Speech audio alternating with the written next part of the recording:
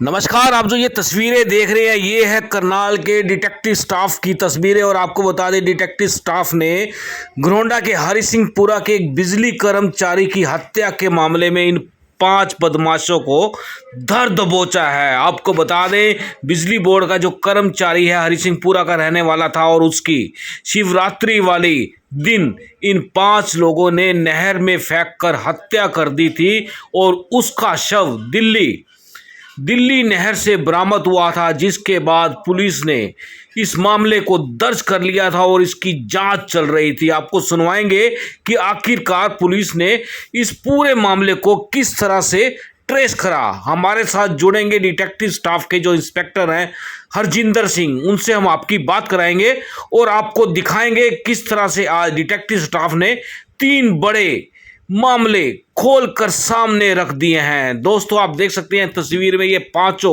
वही हत्यारे हैं जिन्होंने बिजली बोर्ड के कर्मचारी की हत्या कर दी थी। इसके अलावा दोस्तों अब ये आपको हम दिखा रहे हैं ये एक बदमाश धर दबोचा है जिस पर 10,000 रुपये का इनाम था। इस बदमाश से जब डिटेक्टिव स्टाफ ने पूछताछ की तो काफ़ी ट्रांसफार्मर चोरी के मामले खुले हैं। इसके अलावा पुलिस ने एक और मामला खोला है जिसके अंदर 5,000 रुपये की स्नैचिंग की गई थी। हम आपकी बात कराएंगे डिटेक्टिव स्टाफ के जो इंस्पेक्टर हैं हरजिंदर सिंह से और सुनवाएंगे कि किस तरह से इस पूरे मामले को खोला गया है। दोस्तों हम चाहेंगे कि आप इस खबर को ज़्यादा से ज़्यादा शेयर करें। ले चलते हैं सीधा डिटेक्टिव स्टाफ के इंस्पेक्टर के पास। नमस्कार, मैं हूं विकास सुखीजा और आप देख रहे हैं अब तक टाइम। दोस्तों हम पहुंचे हैं डिटेक्टिव स्टाफ के अंदर और हमारे साथ जुड़ने वाले हैं इंस्पेक्टर हरजिंदर सिंह। आपको बता दें डिटेक्टिव स्टाफ ने आज 3 बड़े मामलों का खुलासा किया है। सबसे पहला मामला आपको बता देता हूं, एक मर्डर का मामला था जो शिवरात्रि वाले दिन हरि सिंहपुरा के एक युवक का मर्डर हो जाता है जो बिजली बोर्ड में काम करता है। जाता है वो नौकरी के लिए, लेकिन रास्ते में वो पहुंच जाता है एक शराब के ठेके पर। कुछ लोग मिलते हैं जिसके बाद वो लोग शराब पीते हैं, आपस में कहासुनी होती है और उसके बाद उस व्यक्ति को उठाकर 5 लोग नहर में फेंक देते हैं। इस बिजली बोर्ड का जो कर्मचारी इसकी डेड बॉडी दिल्ली से बरामद की गई है और इस पूरे मामले के अंदर 5 लोगों को अरेस्ट किया गया है। ये वाला मामला मैं आपको दिखाऊंगा और इसके अलावा आपको बता देते हैं इसके बाद हम आपको एक मामला और दिखाएंगे कि एक ऐसा व्यक्ति काबू किया गया, बदमाश जिसको कह सकते हैं 10,000 रुपये का, जिस पर इनाम था। जब उसको गिरफ्तार किया गया, पूछताछ की गई तो बहुत सारे ट्रांसफार्मर चोरी के मामले खुले हैं। और तीसरा मामला बनाते हैं स्नैचिंग का। दोस्तों मेरे साथ जुड़ चुके हैं डिटेक्टिव स्टाफ के इंस्पेक्टर हरजिंदर सिंह। जान लेते हैं सबसे पहले आपका हरजिंदर जी अब तक टाइम से बहुत बहुत स्वागत है। थैंक यू सर, जो ये मामला है हरि सिंहपुरा वाला जो बिजली बोर्ड का कर्मचारी था जिस मामले में 5 आरोपी अरेस्ट किए हैं, क्या बताना चाहेंगे इस पर? देखिए 26 तारीख शिवरात्रि के दिन का ये मामला है।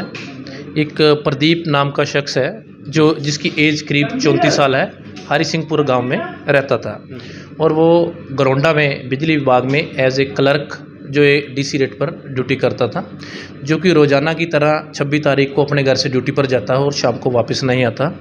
जैसे ही घर पे वो वापस नहीं आता तो घर वाले जैसे उसकी पूछताछ करते हैं, उनको ये पता लगता है कि वो सुबह से ऑफिस में नहीं गया, आज गैर हाजिर है ऑफिस में। उसी समय वो गांव वाले, उनके घर वाला परिवार थाने में जाते हैं और एक मुकदमा दर्ज करवाते हैं जो FIR नंबर 495 दर्ज होती है, जो कि गुमशुदगी की अंडर सेक्शन 346 दर्ज की जाती है।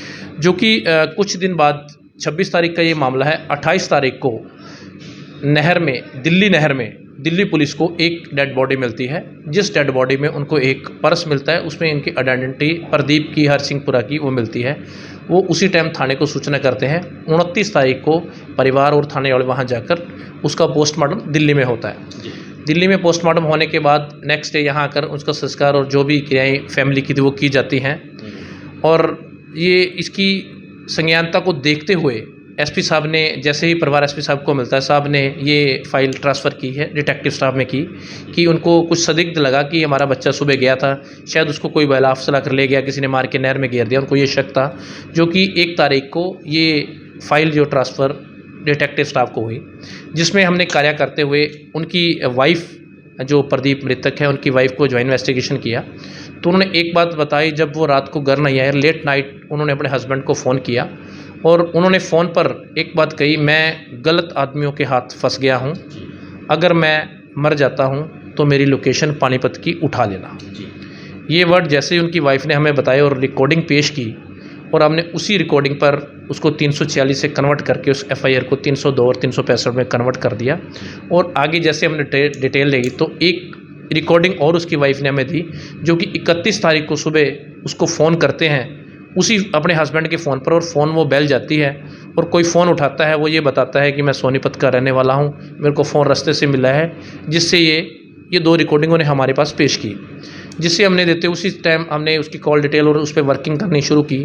तो वो असंध के विलेज गोली में जो लोकेट हुआ, हमने वहाँ जैसे ही अपनी जांच आगे बढ़ाई तो उसका आईएमआई सर्च या उसकी सिम निकाल कर दूसरे फ़ोन में डालना, जिससे हमारा वो गोली में एक राहुल नाम का शख्स निकला, जिसे हमारी टीम ने आज गोली बस स्टैंड से अड्डा से उसको अरेस्ट कर लिया। जैसे उसे अरेस्ट किया और बारीकी से पूछताछ की तो उसने कबूल किया कि हम 5 लड़के थे जो कि नहर के किनारे वहाँ शराब पी रहे थे, जिनमें हरि सिंहपुर वाला प्रदीप भी था, जो कि रात को काफ़ी लेट तक हम शराब पीते रहे।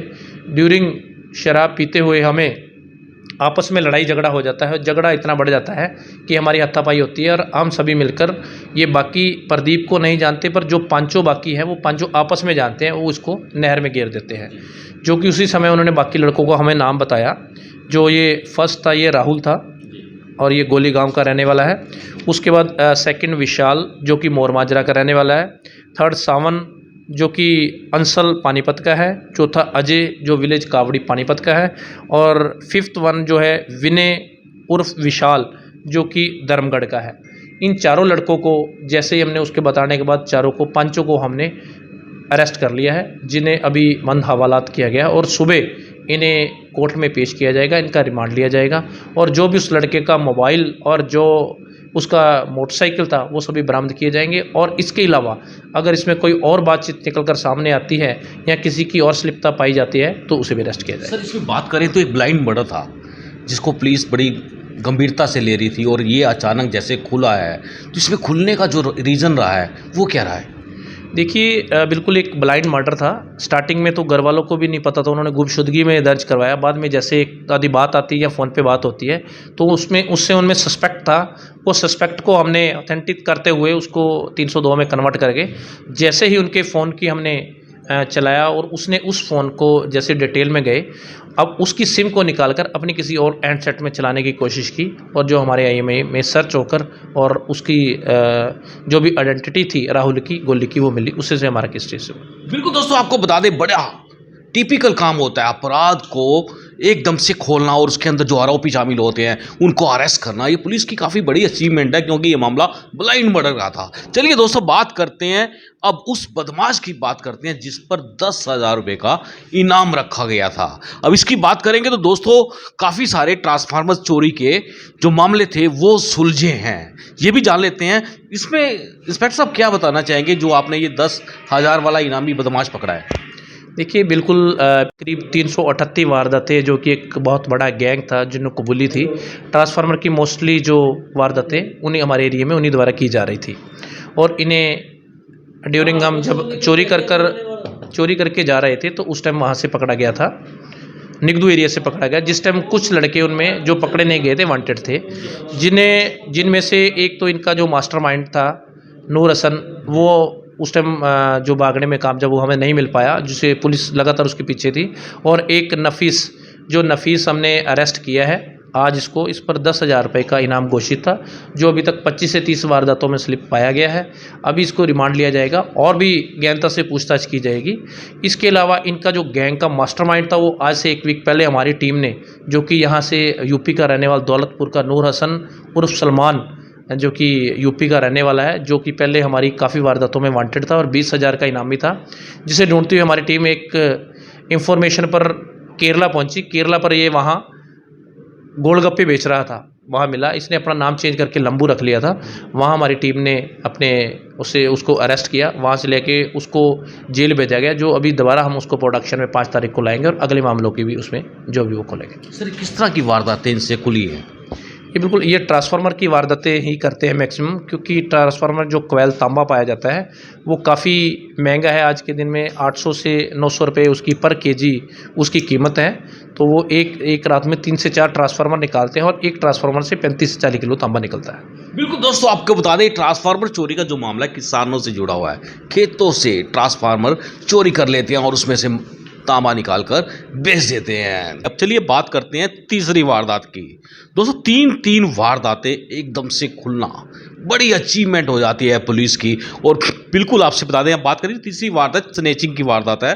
सर, ये तीन आज वारदातें आप कैश अच्छा 5,000 की कैश, 4 रुपये की कैश वारदात है। तो इसमें क्या बताना चाहेंगे? ये इंदरी एरिया में पीछे एक वारदात हुई थी, जिसमें एक आदमी नहर के किनारे अपना साइकिल लेकर आ रहा था। 3 लड़कों ने उन्हें पकड़कर उसके साथ मार पिटाई की और उसकी जेब में से उसका पर्स, जिसमें 5,000 रुपये थे, वो निकाल लिए थे। जो कि इंदरी में 625 नंबर मुकदमा 379 स्नैचिंग का दर्ज था, जिसमें हमारी टीम ने आज एक विशाल और एक कपिल, 2 लड़के इंदरी के अरेस्ट किए हैं, जिनमें से एक विक्की थर्ड वन और है जो अभी बकाया है। 2 लड़कों को अरेस्ट किया है। आज सुबह इन्हें भी कोर्ट में पेश करके इनका रिमांड लिया जाएगा और बाकी अभी इनसे 1400 रुपये रिकवर हुए हैं, बाकी रिकवरी भी इनसे की जाएगी। सर, एक बात जानना चाहते हैं, इस तरह के जो बड़े बड़े टिपिकल केस होते हैं, बड़े उलझ जाते हैं, तो किस तरह से आप लोग इनको ट्रेस करते हैं? क्या रणनीति रहती है? देखिए, बिल्कुल कई केसेस काफ़ी टिपिकल और ऐसे होते हैं कि जिनको ट्रेस करना बड़े अनट्रेस टाइप होते हैं, मुश्किल रहता है। बट कहीं ना कहीं कोई ना क्ल्यू मिलने से या इन्फॉर्मेशन मिलने से और पुलिस या फुटेज, सीसीटीवी फुटेज या ऐसी जो भी टेक्निकल हेल्प है उनसे लेकर पुलिस इन चीज़ों तक पहुँचती है। बात करें आपकी जो टीम है, आपके साथ किस तरह से काम करती है? देखिए, मेरी टीम बड़ा अच्छा कार्य कर रही है। जो पिछले कुछ साल से जो जैसा कि ट्रांसफार्मर थेफ्ट में सबसे अच्छा काम जो हमने हुआ है, हमारे 2 से 3 गैंग पकड़े हैं, जिनमें सबसे पहला गैंग जिनमें 338 वारदातें कबूल की थी, उसके बाद 250 वारदातें और एक और गैंग हमने उसमें 80 से 90 वारदातें थी। 3 गैंग अच्छे गैंग पकड़े, जिनसे अब हमारे ज़िला में बिल्कुल जो ट्रांसफार्मर थेफ्ट की वारदातें हैं बिल्कुल आज के दिन ख़त्म है। बिल्कुल दोस्तों, आपको बता दें कि जिस तरह से पुलिस काम कर रही है, अपराध पर अंकुश लगाने का प्रयास कर रही है, वो लगता हुआ दिख रहा है। लेकिन आपको बता दें क्राइम भी बढ़ता जा रहा है। ये सवाल भी थोड़ा जानना बड़ा जरूरी है, क्योंकि डिटेक्टिव स्टाफ की जिम्मेदारी हरजिंदर जी के पास है। सर, ये क्राइम का ग्राफ कैसे बढ़ रहा है? देखिए, इसका एक जो बड़ा कारण है जो चोरी और बर्गलरी वगैरह, वो हमारे जो आइडेंटिफाई एक नशा बड़े छोटे लेवल का बच्चे जो नशे में और इन चीज़ों में और दैनिक कार्य जो उन्होंने अपना चेंज कर दिया, अपने कोई कमाई का साधन नहीं रखा, या ये नहीं है कोई काम की कमी है, जो काम करना चाहिए उसके लिए काम बहुत है, पर इनका बेलापन रहना और गलत संगत में पड़ के और ये नशे की तरफ बढ़ना, ये सब चीज़ क्राइम को बढ़ावा दे रही है। कुछ युवाओं को संदेश देना चाहेंगे? बिल्कुल, देखिए, युवाओं को यही संदेश है कि वो अपने माता पिता की छत्रछाया में रहते हुए, उनके आशीर्वाद में रहते हुए अच्छे काम करें। पहले अपनी और उसको अपने जीवन की कीमत पूछनी है तो अपने परिवार से पूछे उसकी जीवन की कीमत क्या है। वो नशे और गलत संगत में पड़ के अपने जीवन को ख़त्म ना करें और अपने माँ बाप को, जिन्होंने पाल परोस कर इतना आपको बड़ा करके यहाँ तक लाया, उन्हें इस कगार में ना खड़ा करें कि वो इन चीज़ों को पछताए कि बच्चा हमारी गलत संगत में पड़ गया या हमारे हाथ से निकल गया या गलत काम करने लग गया। बिल्कुल हरजिंदर जी, आपने हमसे बात की है, बहुत बहुत धन्यवाद आपका। Thank you.